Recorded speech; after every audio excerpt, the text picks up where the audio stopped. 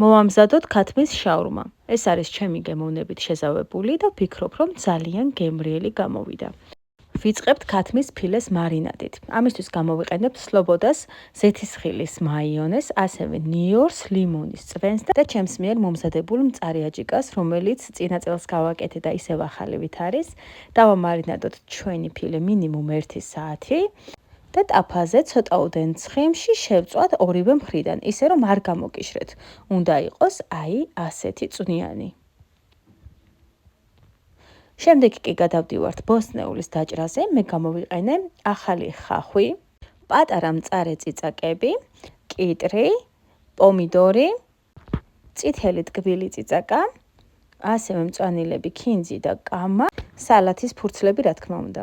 დაგჭირდება ასეთი თხელი ლავაში, გადავიტანთ სალათის ფურცლებს, შემდეგ ქათმის ფილეს, წიწაკებს, კიტრს, პომიდორს, მაიონეზს, შემდეგ ტკბილ წიწაკას, კეჩუპს,